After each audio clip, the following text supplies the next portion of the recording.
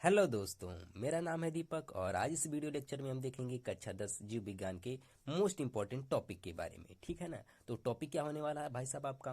वो टॉपिक है मेंडल के आनुवंशिकता का नियम। ठीक है ना, जिसे हम इंग्लिश में क्या बोलते हैं, मेंडल्स लॉ ऑफ इनहेरिटेंस। ठीक है, ये टॉपिक क्यों इंपॉर्टेंट है?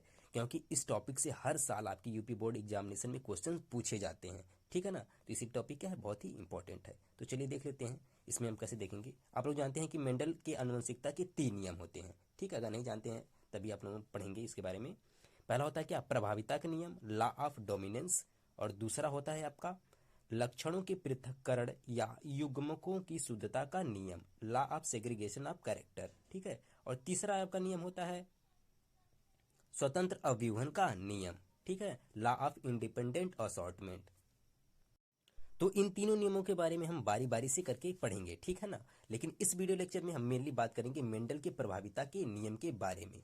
ठीक है, तो हम इस वीडियो लेक्चर में हम देखेंगे कि प्रभाविता का नियम होता क्या है। ठीक है ना, ये देखेंगे। पहला टॉपिक हमारा क्या होगा, ये प्रभाविता का नियम होता क्या है। और देखेंगे कि शुद्ध लंबे पौधे, जिसे हम डिनोट करते हैं कैपिटल टी से। ठीक है, ये सब आप लोगों ने देखा होगा। और क्या, शुद्ध बौने पौधे, ठीक, क्या इसे डिनोट करते हैं किससे?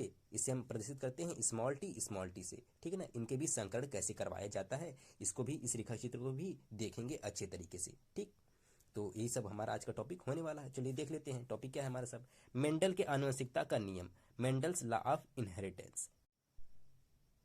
तो जैसा कि आप लोग जानते हैं कि मेंडल ने अपने प्रयोगों के आधार पर 3 नियमों का प्रतिपादन किया।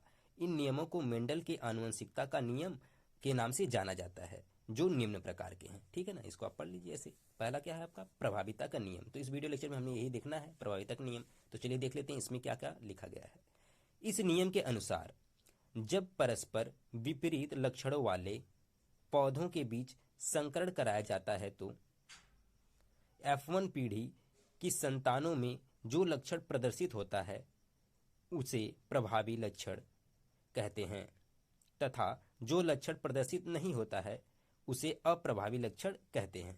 ठीक है, ये क्या है आपका, प्रभाविता का नियम है। ठीक, और देखिए इसका एक मेंडल ने उदाहरण दिया था, कैसे उदाहरण दिया था उसको भी देख लेते हैं। मेंडल ने मटर के पौधे की लंबाई पर ध्यान केंद्रित करके अपने संकरण प्रयोग किए। उन्होंने पाया कि जब शुद्ध लंबे पौधे कैपिटल टी का शुद्ध बौने पौधे स्मॉल टी के साथ संकरण कराया जाता है तो प्रथम संतानी पीढ़ी यानी कि F1 में सदैव लंबे पौधे प्राप्त होते हैं। ठीक है, तो इसका रेखा चित्र कैसे बनता है वे सब चीज़ें हम देखेंगे आगे। ठीक है, देखिए एनसीईआरटी बुक में आपके वाला फिगर दिया होगा। ठीक है, अपने लोगों ने देखा है, लेकिन आपको कौन सा रेखा चित्र बनाना होता है, ये वाला रेखा चित्र बनाना होता है। तो इसको कैसे बनाते हैं, इसकी प्रैक्टिस अभी हम करेंगे।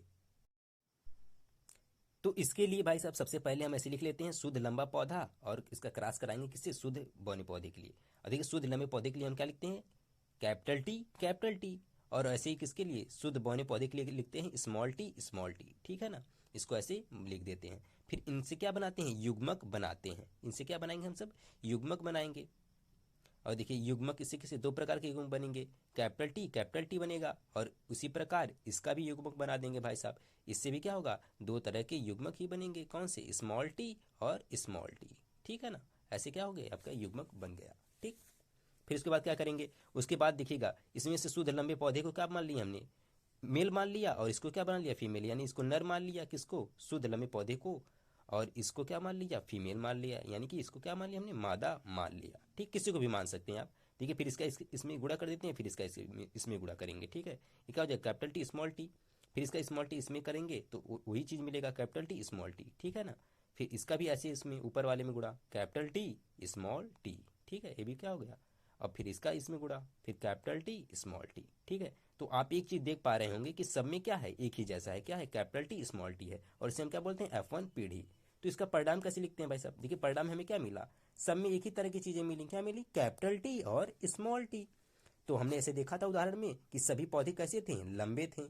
तो ये बातें क्या कर देंगे, यहाँ पर लिख देंगे, सभी पौधे कैसे थे आपके, लंबे। ठीक है ना, लेकिन इस प्रकार के लंबे पौधे को हम क्या बोलते हैं, संकर लंबा पौधा या संकर लंबे, क्योंकि इसमें क्या है, दोनों है, कैपिटल टी स्मॉल टी दोनों है, लेकिन लक्षण किसका प्रदर्शित हो रहा है, सिर्फ लंबेपन का। तो इसे हम संकर लंबा भी बोल देते हैं, या संकर लंबे। ठीक है, तो इस वीडियो लेक्चर में बस इतना ही। मिलेंगे हम नेक्स्ट वीडियो लेक्चर में नेक्स्ट नियम के साथ।